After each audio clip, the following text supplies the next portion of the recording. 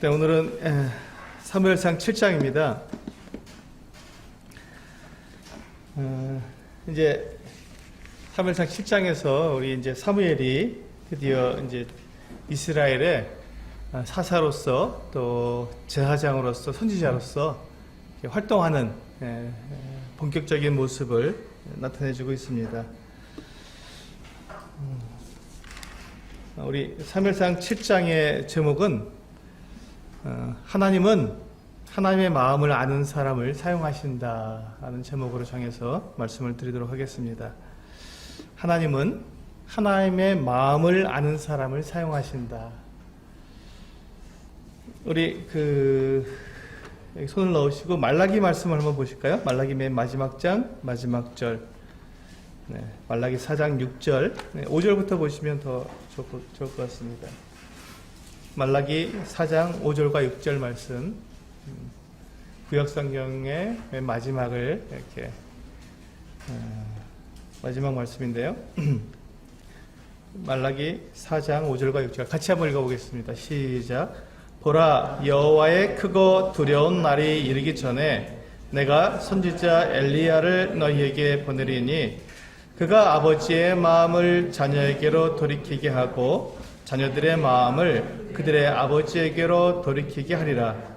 돌이키지 아니하면 두렵건대 내가 와서 저주로 그 땅을 칠까 하노라 하시니라. 네. 여기 보시면 엘리야 선지자가 땅에 와서 아버지의 마음을 자녀에게로 또 자녀들의 마음을 아버지에게로 돌이키게 하겠다고 말씀하셨습니다. 이제 이 말라기 이후에 약 400년 후에 침례 요한이 와서 엘리야의 심령으로 그 이스라엘 백성들에게 하나님에 대해서 또 그 자기 뒤에 오실 구원자 그리스도에 대해서, 예수 그리스도에 대해서 그가 선포하면서 이 아버지의 마음을 자식에게로 또 자식들의 마음을 아버지에게로 돌이켜서 이 하나님과 이스라엘 백성들 사이를 화목시켜준 그와 같은 모습을 이 침례 요한이 했던 것을 보게 됩니다. 오늘 이 말씀에서, 오늘 본문에서 이제 사무엘상 7장에 보시면 사무엘이 바로 그와 같은 일들을 하고 있는 것을 볼 수 있습니다. 사무엘 전 사사였던 이 엘리 제사장 시대에는 하나님의 말씀이 희귀하고 이상이 잘 나타나지 않았다고 말씀하고 있습니다. 하나님과 이스라엘 백성들 사이에 교류가 없었던 거예요. 사귐이 없었던 것입니다. 교제가 없었던 것이죠. 그래서 이스라엘 백성들이 하나님의 마음을 잘 알지 못했습니다. 이스라엘 백성들이 하나님의 마음을 잘 알지 못했던 거예요. 그들은 어떻게 해야 하나님께서 기뻐하시고 하나님을 어떻게 해야 그들이 하나님 앞에서 하나님의 백성으로서 온전하게 하나님을 섬겨나가는 것인지 잘 알지 못했습니다. 그들이 하나님의 마음을 알지 못했기 때문에 그들은 자기들이 생각한 대로, 자기 소위에 자기가 생각하기에 좋은 대로 그렇게 하나님을 섬겼던 것이죠. 그래서 주위 이방 나라들, 가나안 그 땅에 살던 그 가나안 족속들이 행하던 그 우상을 숭배하는 방법도 그들이 차용해 와서 그런 식으로 또 그 하나님을 섬겼고, 또 그들이 나름대로 생각했을 때 그 조상들이 했던 것들을 나름대로 재해석해서 그들이 그냥 그렇게 하나님을 섬겼던 모습들을 보았습니다. 그 결과가 무엇이었냐면 결국은 이 언약궤를 빼앗기고 그리고 블레셋에게 져서 아마도 이 성막까지도 더 회파된 그와 같은 모습이, 그러니까 이스라엘 백성들이 하나님께 예배드리고 싶어도 예배드릴 수 없는, 하나님께 제사를 드리고 싶어도 제사 드릴 수 없는 그와 같은 정말 마음 아프고 참 이스라엘 백성들이 자기들의 그 존재 가치가 없는 거죠. 사실은요. 하나님께서 이스라엘 백성들을 택하셔서 여기까지 인도하신 것에 대해서 그들이 그 하나님에 대한 이 예배를 잃어버렸고 하나님 앞에 나아가지 못하는 이와 같은 상황이 되었다면 그들의 존재 가치가 어디 있는가 하는 것입니다. 이와 같은 것들을 보면서 오늘날 우리들도 우리들의 삶에서 이와 같은 상황을 이렇게 같이 이렇게 비교해 보면서 우리가 어떻게 주님을 섬겨야 하는지 생각해 보면 좋겠습니다. 7장 1절에 보시면 기럇 여아림 사람들이 와서 여호와의 궤를 옮겨 산에 사는 아비나답의 집에 들여놓고 그 아들 엘리아사를 거룩하게 구별하여 여호와의 궤를 지키게 하였더니 궤가 기럇 여아림에 들어간 날부터 20년 동안 오래 있은지라. 이스라엘 온 족속이 여호와를 사모하니라. 여기 보시면 지금 이 베세메스로 지금 6장에서 보면 블레셋 사람들이 도무지 여호와의 궤를 가지고 있을 수가 없어서 그들이 억지로 이제 그 여호와의 궤를 베세메스에 보내는 것을 볼 수가 있었습니다. 베세메스 사람들이 여호와의 궤를 만나서 너무 기뻐했고 그 여호와의 궤를 내려다가 그 궤를 싣고 온 이 소를 잡아다가 번제로 드리고 굉장히 기뻐했습니다. 그런데 그들이 하나님을 어떻게 섬겨야 하는지 그 마음을 잘 알지 못했기 때문에 그들이 해서는 안 되는 하나님께 그렇게 금하셨던 여호와의 궤를 들여다보는 이와 같은 어리석은 일을 했던 것이죠. 그러니까 하나님께서는 분명하게 이 베세메스 사람들이 여호와를 경외하고 하나님 앞에 합당하게 했을지라도 한 일부분은 그랬을지라도 다른 부분에서 분명하게 하나님께서 분명하게 금하신 일들을 그들이 했기 때문에 그들을 하나님께서 치실 수밖에 없었죠. 그래서 약 70명 정도가 그 자리에서 죽게 되었고 이와 같은 일로 인해서 베세메스 사람들이 너무나도 괴로워했고 두려워했고 힘들어했습니다. 그래서 이 베세메스 사람들이 여호와의 궤를 자기들이 모시지 못하고 기럇 여아림 사람들에게 통보를 해서 여호와의 궤가 올라왔으니 가져가라. 근데 기럇 여아림 사람들은 너무 기뻐서 그 여호와 궤를 매서 가지고 갔던 거예요. 그래서 산에 사는 사람들이었습니다. 이들은 그 언덕 위에 산에 사는 사람이었는데 거기서 아비나답의 집에 그 궤가 들어가게 됐고 아비나답은 그 아들 엘리아사를 거룩하게 구별해서 그가 여호와 궤를 지켰던 것을 볼 수 있습니다. 아마도 이들이 레위 지파 사람들이 아니었는가 생각이 듭니다. 그러니까 그렇게 여호와 궤를 그들이 모실 수 있었겠죠. 그런데 그 궤가 그 아비나답의 집에 들어가서 있은 지가 20년이나 지났다고 말씀하고 있습니다. 20년 동안 아무 일도 없었던 거예요. 그 베세메스 사람들에게는 그들에게 재앙이 되었지만 또 그 블레셋 사람들에게는 재앙이 되었지만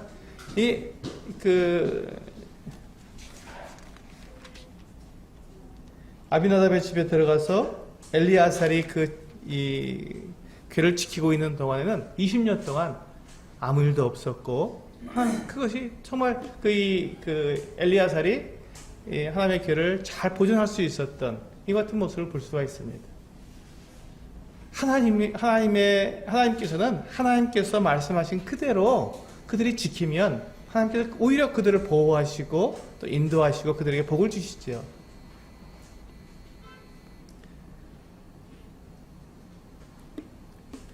우리 3절을 보시면 사무엘이 이스라엘 온 족속에게 말하여 이르되 만일 너희가 전심으로 여호와께 돌아오려거든 이방신들과 아스타롯을 너희 중에서 제거하고 너희 마음을 여호와께로 향하여 그만을 섬기라. 그리하면 너희를 블레셋 사람의 손에서 건져내시리라. 사무엘이 이제 이스라엘 백성들에게 하나님의 마음을 전해주고 있습니다.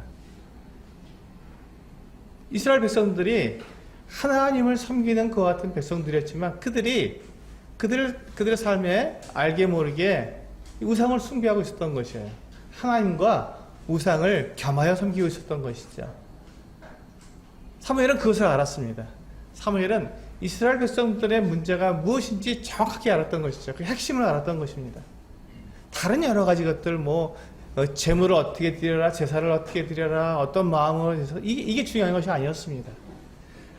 이스라엘 백성들이 하나님께 어떻게 제사를 드리는지, 제물로 무엇을 가지고 오는지가 중요한 것이 아니라 그들의 삶 속에 하나님의 마음을 알지 못하고 하나님의 마음을 기쁘시게 하지 못하는 그 원천적인 그와 같은 그들의 문제가 무엇인지를 사무엘은 분명히 알았던 것이죠. 하나님께서 이스라엘 백성들에게 무엇을 원하시는지 하나님의 마음을 이 사무엘은 정확히 알았던 것입니다. 그래서 그들에게 분명히 말을 했습니다. 너희가 하나님께로 정말로 돌아오고 싶다면, 정말 하나님을 의지하고 하나님과 함께 너희가 교제하고 싶다면, 그렇다면 너희가 우상을 버려라. 우상을 제거하고 온전한 마음으로 하나님께로 돌아와라. 라고 그렇게 이스라엘 백성들에게 그가 가르쳤습니다. 이것이 사무엘이 바로 하나님 앞에 쓰임을 받을 수 있었던, 하나님의 마음을 아는 이와 같은 선지자로서, 하나님의 마음을 아는 제사장으로서, 하나님의 마음을 아는 사사로서 그가 이스라엘 백성들에게 정확하게 그들의 문제를 지적해 주었고 그 해결 방법을 알려준 것입니다. 그래서 이 아버지의 마음을 자식에게로 돌이키고 또 자식의 마음을 아버지에게로 돌이켜서 하나님과 백성들이 서로 교제할 수 있도록, 하나가 될 수 있도록 이 사무엘이 그렇게 중보자의 역할을 정확하게 한 것이죠. 그래서 그는 하나님 앞에 사용되는 놀라운 하나님의 사람이 되었던 것입니다. 4절에 보시면 이에 이스라엘 자손이 바알들과 아스타롯을 제거하고 여호와만 섬기더라. 이 얼마나 놀라운 일이 일어났습니까? 지금 이 이스라엘 백성들이 지금 40년 동안 엘리 제사장이 다스리는 동안에 하나님의 마음을 알지 못하고 그들이 계속해서 그들의 삶 가운데 하나님이 없이 자기들의 생각대로 자기들의 마음대로 살았던 이 이스라엘 백성들이 이제 이 사무엘이 그들에게 정확한 그들의 문제를 지적해 주었고 그들의 해결 방법을 이야기해 주었을 때 그들이 돌아왔던 것입니다. 이스라엘 백성들이 알았을 때, 그들이 무엇이 문제인지 정확히 알았을 때 그들은 돌이켰던 것이죠. 이것이 사무엘이 하나님께 쓰임 받았던, 또한 사무엘로 인해서 이스라엘 백성들이 회복된 이 놀라운 일들이 일어나게 된 모습입니다. 오늘날 우리들에도 동일합니다. 우리들에게 우리가 하나님과 함께 교제하고 하나님과 함께 우리가 동행하는 삶을 살고자 한다면 우리에게 분명한 문제가 있을 것입니다. 우리가 하나님과 동행하기 위해서 먼저 우리가 해야 될 그 문제들, 그게 바로 죄죠. 죄의 문제를 우리가 먼저 해결하지 않고는 하나님과 동행할 수가 없습니다. 그래서 요한일서에 보면 너희 죄를 하나님께 자백하면 하나님께서 미쁘시고 의로우사 너희 죄를 다 용서하시고 우리를 깨끗하게 하신다고 약속해 주셨습니다. 그래서 우리가 죄의 문제가 우리에게 있을 때 하나님은 우리와 동행할 수가 없습니다. 우리가 세속적이고 또 우리가 거짓과 또 음란과 더러움과 욕심과 탐욕이 우리들 안에 있다면 결코 하나님과 동행할 수가 없습니다. 그래서 그것을 먼저 버리고 우리가 버리고 하나님께로 나아와서 하나님과 동행해야 하나님을 만나고 하나님과 교제할 수 있는 것입니다.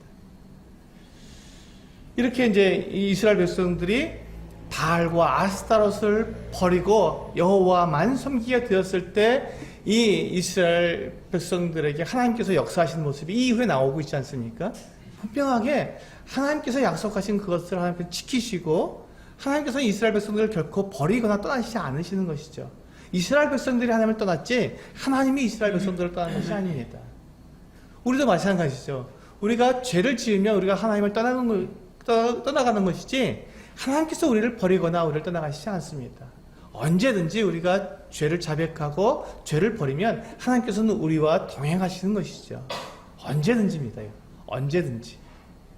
그래서 보시면 이제 5절에 보시면 사무엘이 이르되 온 이스라엘은 미스바로 모이라 내가 너희를 위하여 여호와께 기도하리라 하며 그들이 미스바에 모여 물을 길어 여호와 앞에 붓고 그날 종일 금식하고 거기에서 이르되 우리가 여호와께 범죄하였나이다 하니라. 사무엘이 미스바에서 이스라엘 자손을 다스리니라.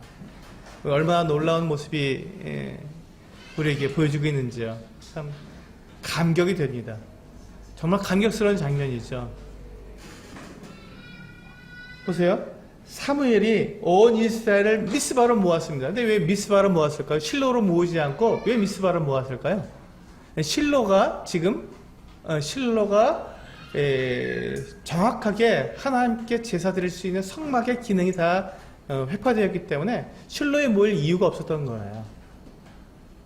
오히려 미스바가 이스라엘 사람들이 모이기에 좋은 더 중심 지역이었기 때문에 미스바로 모이라고 했던 것입니다.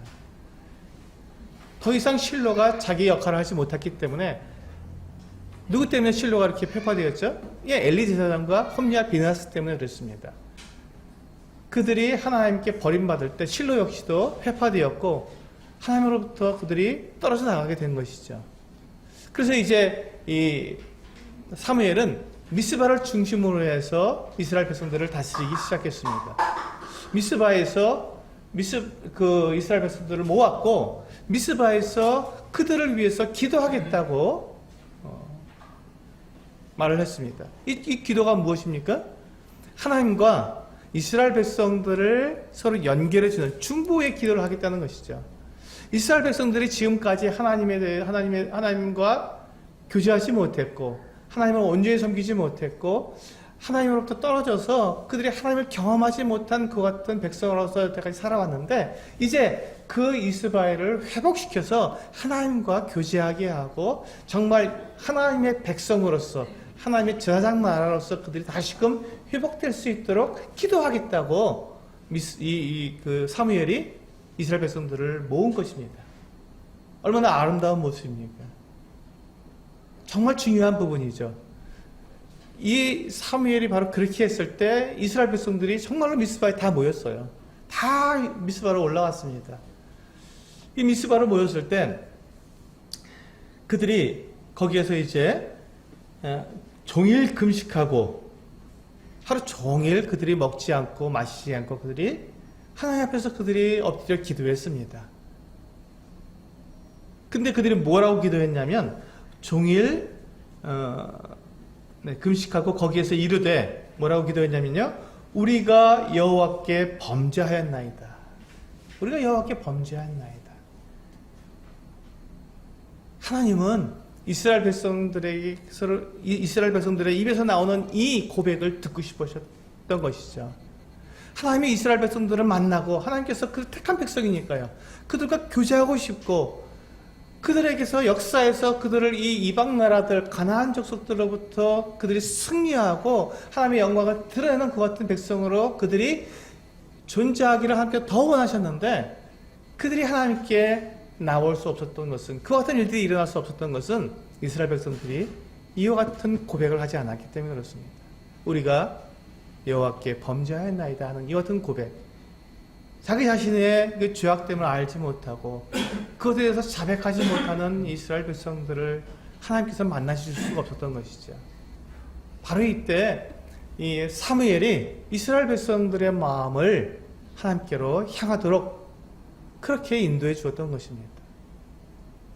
그때 이스라엘 백성들이 하나님을 바라보게 되었을 때 그들의 죄악됨을 알았고 그래서 그들은 하루 종일 금식하면서 하나님께 우리가 여호와께 범죄하였나이다 하고 그들을 고백하게 되었고 그들의 이 죄악됨을 그들이 스스로 드러내게 되었을 때 하나님께서는 그들의 죄악을 용서해 주시고 깨끗하게 해 주셨습니다.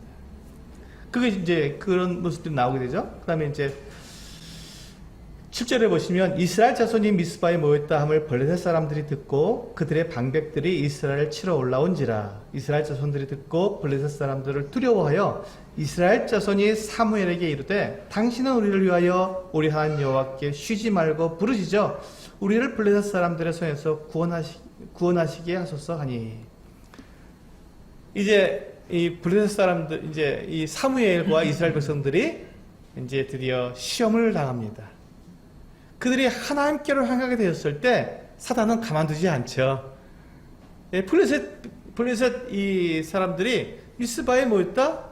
전쟁하려고 모였나? 하는 생각을 가지고 그들이 군사를 일으켜서 이스라엘 백성들을 그들이 전열을 갖추기 전에 조기에 그냥 막 공격해서 또 그들이 승리를 거두려고 부지런히 올라왔습니다.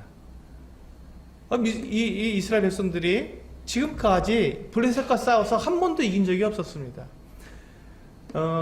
사사기 16장에 보면 블레셋을 이긴 장면이 나오는데 그게 어떤 장면이었냐면 이 삼손이라고 하는 사사가 그가 머리카락을 다 잘린 상태에서 이 블레셋 사람들에게 붙잡혀 갔다가 가서 놀이객감이 됐다가 거기에서 하나님께 그가 회개하고 돌이켜서 하나님이여 이번만 나에게 힘을 주셔서 이번만 나를 도와주셔서 내가 이 블레셋 사람들을 죽이도록 그렇게 나를 도와주소서 하고 블레셋 사람들이 잔치를 벌이는 그 집의 기둥을 무너뜨려서 블레셋 사람들을 몰살시켰던 이게 이스라엘 백성들이 블레셋과 전쟁에서 이긴 마지막 장면이었습니다. 그 이후로 얼마나 많은 시간이 지난지는 잘 모르겠습니다.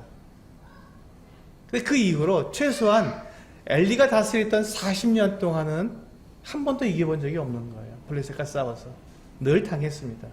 그리고 지금 마지막 전투가 아벡에서 싸웠던 전투입니다. 그때 언약궤를 빼앗기고 홈리와 비나스가 죽고 그 소식 때문에 이 엘리 제사장도 죽게 되는 이와 같은 끔찍한 일이 정말 무서운 일이 있었던 것이죠. 그런데 그 정말 한 번도 이겨보지 못한 이 블레셋이 다시 공격하러 왔다고 하는 이야기를 들었을 때 이스라엘 백성들은 두렵고 떨렸던 것입니다. 정말 무섭죠. 우리가 어떻게 블레셋 군사들과 싸워서 이길 수 있을까? 그들은 두려웠습니다. 그래서 그들은 뭐라고 말했나요? 사무엘에게 그들은 매달렸습니다. 사무엘에게 이제 당신은 지금부터 쉬지 않고 기도해서 하나님께 기도해서 우리로 하여금 저 블레셋을 이길 수 있도록 도와달라고 이렇게 그들이 사무엘에게 요청을 했고 그들이 하나님을 드디어 이제 인식하기 시작했습니다. 하나님이 행하시면 이길 수 있다. 우리는 그런 경험이 없지만 사무엘 당신이 보니까 정말 하나님의 마음을 우리에게 알게 해주셨고 우리가 하나님을 섬길 수 있도록 여기까지 인도해 주셨을 때 이제 드디어 이 블레셋과 또 싸우게 되었으니 이번만은 이기게 해달라고 이스라엘 백성들이 사무엘에게 요청한 것입니다. 그러자 사무엘이 어떻게 했습니까? 9절에 보시면 사무엘이 젖 먹는 어린 양 하나를 가져다가 온전한 번제를 여호와께 드리고 이스라엘을 위하여 여호와께 부르짖음에 여호와께서 응답하셨더라. 아주 놀라운 장면이 일어났습니다. 사무엘은 그 장군이 아니었습니다. 사무엘은 그 삼손이나 뭐 입다나 이런 사람들처럼 싸움을 잘하는 것 같은 사람이 아니었습니다. 사무엘은 선지자였어요. 그는 사사였습니다. 그리고 제사장이었어요. 그는 칼을 들고 나가서 싸우는 사람이 아니었습니다. 그가 할 수 있는 일은 딱 한 가지밖에 없어요. 그가 사사로서 또 그가 이 전쟁에 능한 장수가 아니었기 때문에 그가 할 수 있는 일은 이스라엘 백성들이 이 블레셋과 싸워서 이길 수 있도록 그가 할 수 있는 일은 딱 한 가지밖에 없었습니다. 하나님께 의탁하는 일밖에 없었습니다. 하나님께서 우리를 위해서 싸워주시면 우리가 이길 수 있습니다. 이것을 믿고 하나님 앞에서 그가 하나님을 의지했던 거죠. 근데 이때 사무엘이 어떻게 했습니까? 무엇을 가지고 하나님께 나아갔습니까? 네, 어린 양 하나를 가지고 나갔습니다. 어린 양 하나를 가지고. 이 전쟁에 나가는데 이 큰 전쟁에서 지금 승리를 하고 싶어서 하나님께 나아가는데 예물을 아주 그냥 아직도 젖을 먹고 있는 아주 정말 어린 양 한 마리를 가지고 와서 하나님께 드린 것입니다. 전쟁에 나가려면 최소한 예물을 정말 화려하고 뻑적지근하게 하나님께 드려서 전쟁에 이겨도 시원찮을 텐데 사무엘은 그렇게 하지 않았습니다. 사무엘은 어떤 예물도 하나님께서 받으시지 않고 하나님께서 원하시는 제물은 이 어린 양의 그 피의 제사라는 것을 사무엘은 분명히 알고 있었기 때문에 화려하거나 뭐 엄청난 이와 같은 그 같은 제사를 드린 것이 아니라 하나님의 마음에 합한 온전한 이 번제를 드린 것이죠. 이 어린 양 한 마리를 가지고 하나님께 나와서 하나님께서 우리에게 말씀하신 이 제사를 하나님께 온전히 드리겠습니다. 이 어린 양을 온전히 다 하나님께 번제로 드리겠습니다. 이것을 받아주시고 우리를 긍휼히 여겨 주시며 하나님께서 약속하신 대로 이 피가 우리의 죄를 용서해 주셔서 우리로 하여금 하나님의 백성인 것을 이 블레셋 사람들이 알도록 그렇게 도와달라고 사무엘은 기도했던 것이죠. 하나님께서 뭐가 부족해서 뭐 큰 예물을 받아야 되고 많은 예물을 받아야만 이스라엘 백성들을 도우시는 것이 아니지 않습니까? 하나님께서 이스라엘 백성들에게 또 우리에게 말씀하신 그 분명한 하나님께서 원하시는 하나님의 그 마음을 우리가 알고 그 마음에 합한 대로 우리가 하나님께 나왔을 때 바로 그 모습을 가지고 그것을 가지고 하나님께서 기뻐하시며 하나님께서 동행해 주시는 것입니다. 사무엘이 그렇게 이 어린 양 한 마리를 온전한 번제로 하나님께 드렸을 때 놀라운 것은 하나님께서 응답하셨더라라고 되어 있다는 것입니다. 하나님께서 이 사무엘의 제사를 받으셨어요.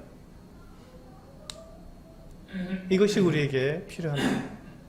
우리가 예배를 드릴 때 우리가 막 거창하고 화려하고 막 웅장한 그 같은 모습으로 하나님께 예배를 드리지 않아도 하나님께서 원하는 것은 아까 우리 그 교회라고 하는 찬양을 우리 드리지 않았습니까?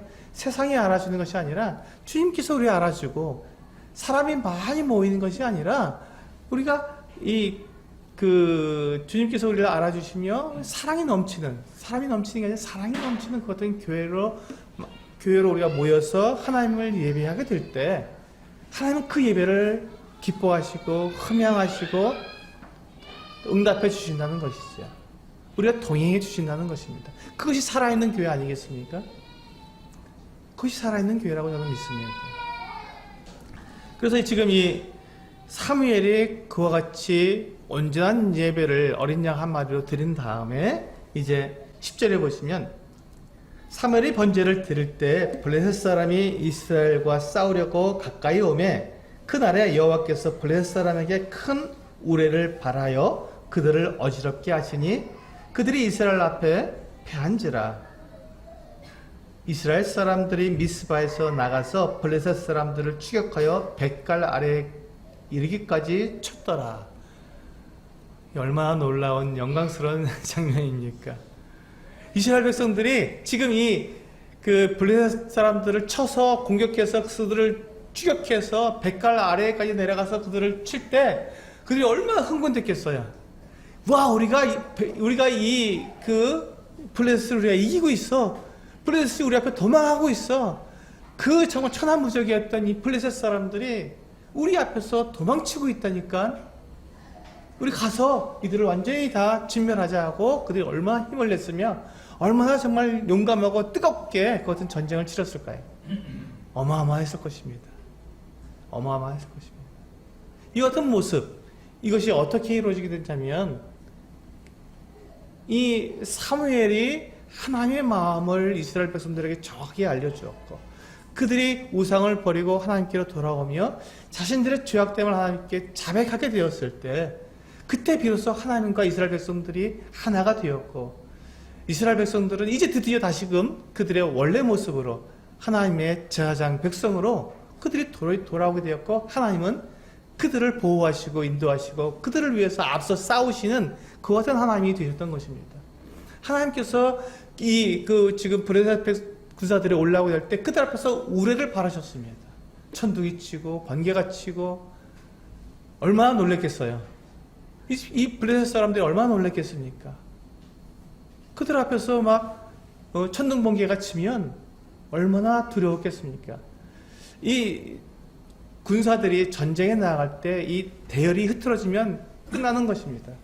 대오가 흐트러지면 줄을 탁탁탁 맞춰서 아주 그냥 전혀 빈틈없이 진격해야 전쟁에서 이기는 건데 그들이 대열이 흐트러지는 순간 그들은 패할 수밖에 없는 것이죠. 근데 그들이 이 이스라엘 백성들을 향해서 그들이 전쟁하려고 왔을 때 하늘에서 그렇게 막 천둥이 치고 그들 앞에서 혼란스럽게 하니 이들이 혼비박산이 될 수밖에 없었죠. 대우를 맞출 수가 없습니다. 전쟁할 수가 없는 거예요. 얼마나 쉬운 방법입니까? 하나님께서 이스라엘 백성들 앞에서 대신 싸워주시는 방법이 너무 쉬운 방법이에요.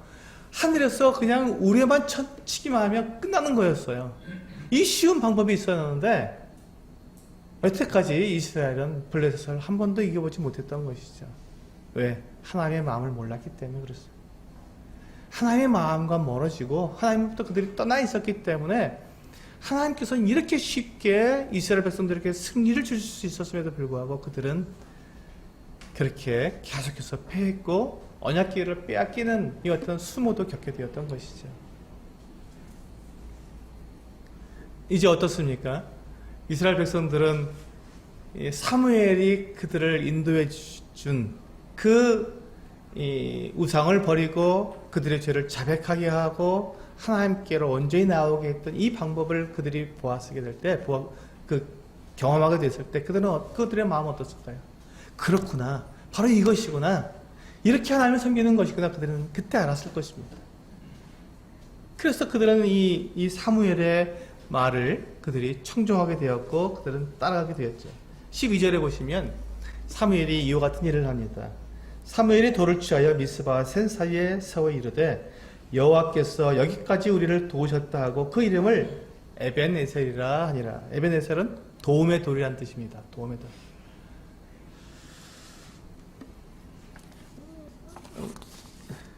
왜 이 사무엘이 지금 이 미스바와 센 사이에 이 돌을 세웠을까요? 왜?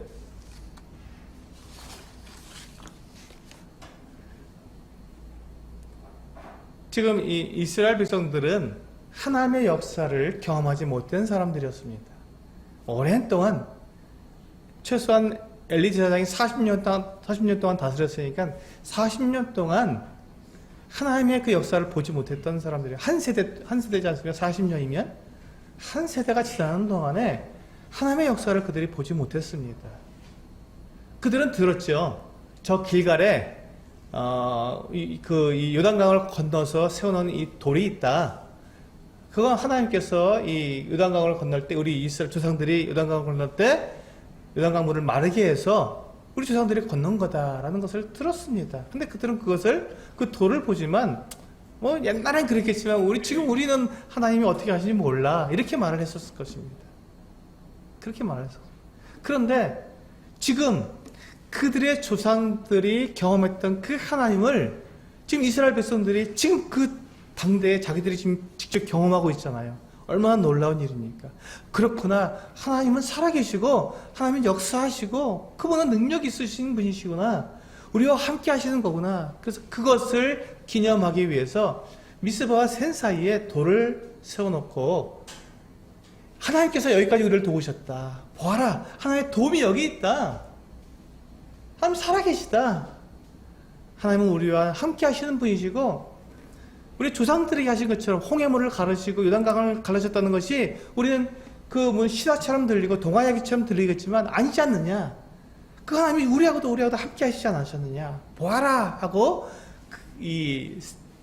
미스바와 센 사이에 에벤에셀을 세워놓은 것이죠. 그렇습니다. 이제 사무엘은 지금 그 당대 그것을 경험한 이 이스라엘 백성들뿐만 아니라 그들의 자식들에게까지도 분명하다. 너희 아버지 때 이와 같은 일이 있었다라고 분명하게 이야기해 주기 위해서 그 돌을 세워서 기념비를 세웠던 것이죠. 이것이 예배입니다. 이것이 예배입니다. 우리 한번 여호수아서 4장 20절 말씀을 보실까요? 제가 말씀드렸던 그 요단강물을 가르게 한 장면이죠. 여호수아서 4장 20절입니다.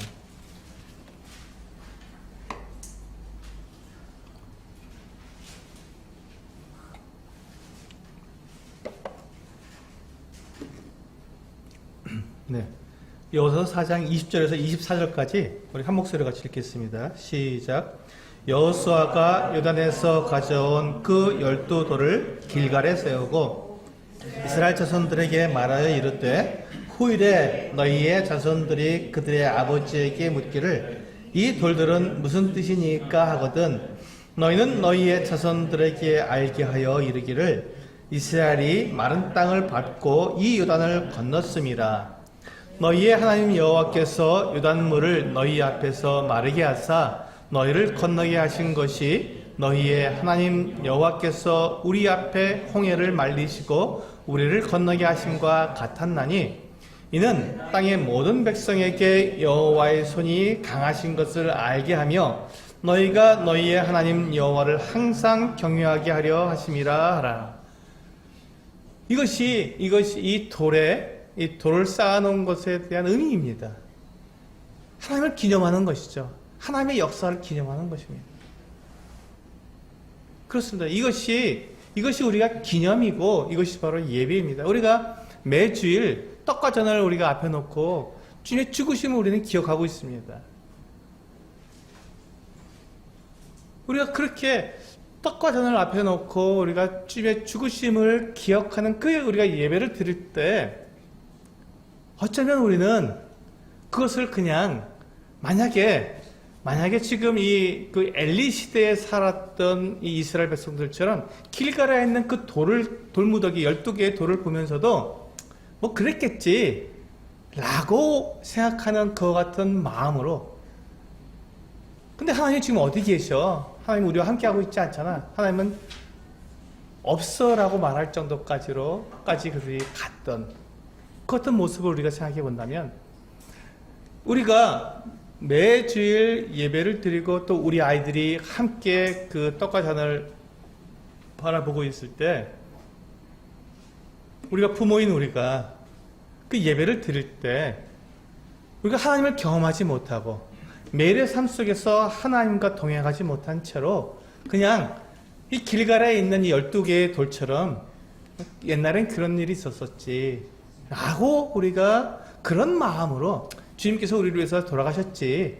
그래 우리에게 우리를 위해서 피를 흘리셔서 우리 죄를 용서해 주셨겠지. 이런 마음으로 우리가 예배를 드린다면 그렇다면 우리의 자녀들은 예배를 모를 것입니다. 하나님을 모를 것입니다. 홈리와 비느하스처럼 하나님을 멸시하고 하나님의 제사를 멸시하는 그와 같은 자녀들이 일어나게 될 것입니다.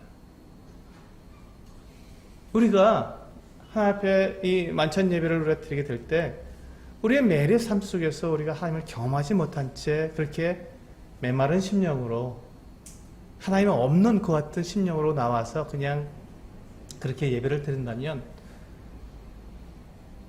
우리뿐만 아니라 우리 자녀들도 또 그 대를 이어서 또 다음 세대로 넘어가게 된다면 정말 하나님을 떠나버리는 그와 같은 일들도 일어날 수 있다는 것입니다. 그래서 우리가 주님 앞에 나오게 될 때 지금 이 길갈에 세워둔 그 같은 12개의 돌이 아니라 미스바와 산 사이에 세워놓은 이 에베네셀처럼 내가 경험한 살아계신 그 하나님을 경험한 그 경험을 가지고 와서 그 하나님을 기념하기 위해서 세워놓은 이 에베네셀처럼 하나님께서 여기까지 우리를 도우셨다. 하나님 살아계신다. 나는 그 하나님을 내가 경험했기 때문에 오늘 떡과 잔을 뗄 때는 내가 주님의 그 죽으심 맞다. 주님의 그 피 흘리심 그렇다. 나의 모든 죄를 용서해 주신 걸 내가 이 한 주 동안 내가 경험했다. 내 아들아 내 딸아 나는 이 하나님이 살아계신 걸 분명히 믿고 난 그것을 경험하며 그분을 내가 예배한다. 너희도 그렇게 했으면 좋겠다 하는 마음으로 예배를 드린다면 우리의 아이들이 우리의 자녀들이 우리와 같은 정말 하나님을 예배하고 하나님을 경험하며 그들도 그와 같은 이 하나님을 예배하는 그 자리가 그 시간이 너무 더 행복하고 정말 영광스러운 그 어떤 시간이며 자리라는 것을 아이들도 알게 될 것입니다.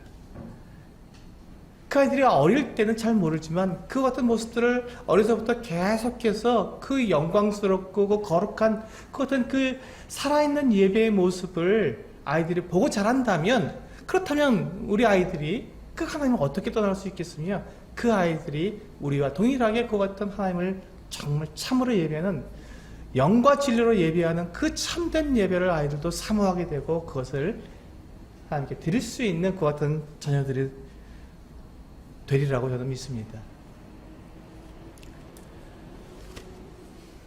그래서 이 미스바와 센 사이에 세우는 에벤에셀, 그것은 하나님의 역사이고 하나님의 살아계심이고 이스라엘 백성들이 온 마음으로 하나님을 예배할 수 있도록 그들에게 증거물이 된 것입니다. 우리가 매주일 떡과 잔을 넣고 하나님을 예배할 수 있도록 그 증거물이 된 것처럼 똑같은 증거물이 된 것이지요.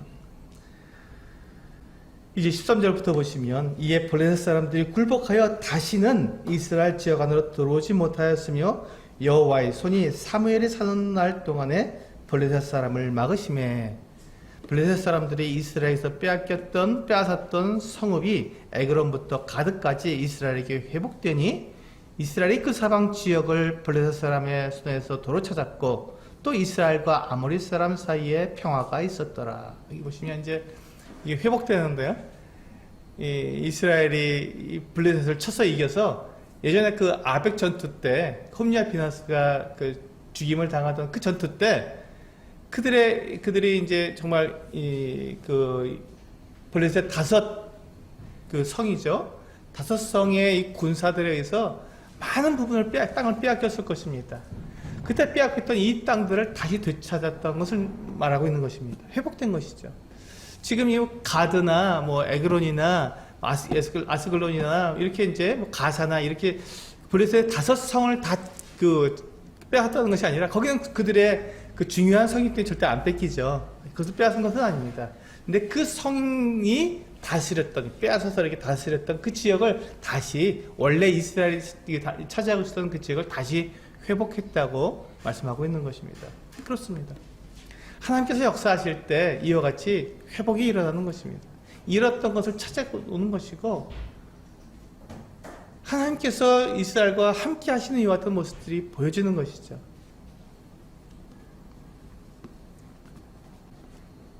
(15절에) 보시면 사무엘이 사는 날 동안에 이스라엘 다스렸을 때 16절 해마다 벳델과 길갈과 미스바로 순회하여 그 모든 곳에서 이스라엘을 다스렸고 라마로 돌아왔으니 이는 거기에 자기 집이 있습니다.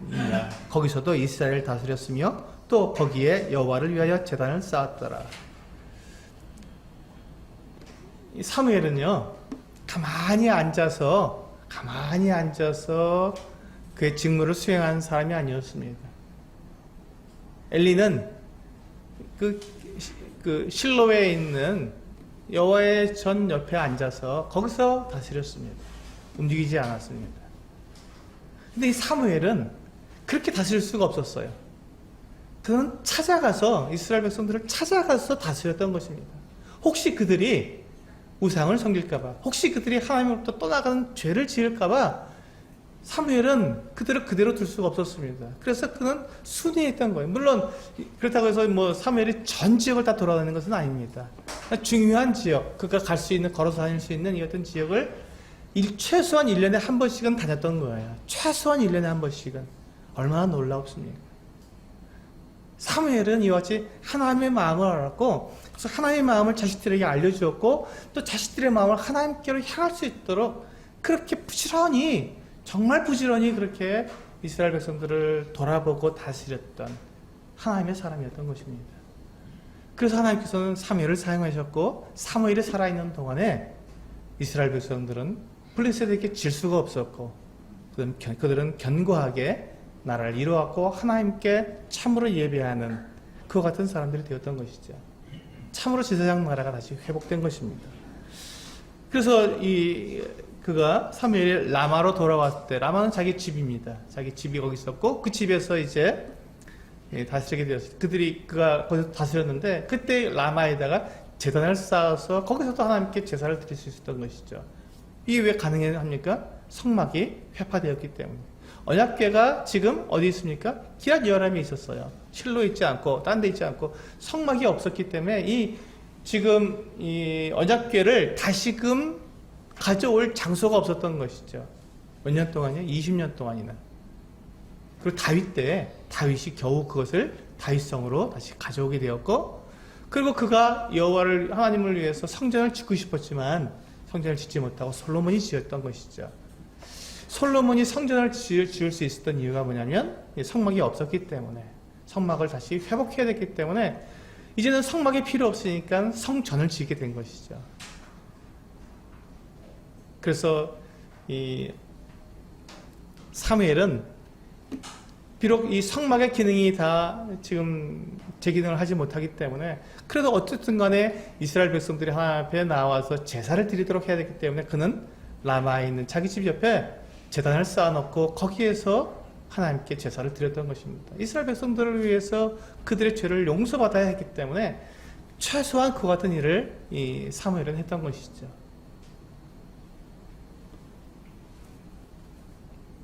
하나님이 사용하시는 사람은요, 백성들의 문제가 무엇인지 정확히 간파하는 사람입니다. 하나님이 사용하시는 사람은요, 백성들을 위해서 중보 기도를 하는 사람입니다. 하나님이 사용하시는 사람은 하나님만을 의지합니다. 자기 힘으로 하지 않습니다. 그리고 하나님이 사용하시는 사람은 하나님을 자랑하고 하나님께 온전한 예배를 드립니다. 참된 예배란 살아계신 하나님의 역사를 경험하고 그 하나님께 경배와 찬양을 드리는 것입니다. 하나님을 경험하지 못한 채 우리가 하나님을 경배하고 찬양할 수 없습니다. 그건 메마른 것입니다. 우리가 매일의 삶 속에서 하나님을 경험할 때 온전한 경배와 찬양이 나오게 될 것입니다. 하나님이 사용하시는 사람은 백성들과 함께 참된 예배를 드리는 사람입니다. 그리고 마지막으로 하나님이 사용하는 사람은 하나님과 백성들에 대해 열정을 가진 사람입니다. 사무엘이 그와 같은 모범을 우리들에게 보여주고 있습니다. 네, 우리가 이 사무엘의 이 모습, 사무엘상 7장에서 이 사무엘의 이 정말 하나님이 사용하시는 모습을 우리가 보면서 우리의 삶을 사무엘의 삶과 사무엘상 7장에 나오는 모습과 비교해 보면서 우리도 동일하게 하나님께 정말 나와서 온전한 예배를 드리는 하나님이 사용하시는 우리 성도님들 되시기를 원합니다. 기도하시겠습니다.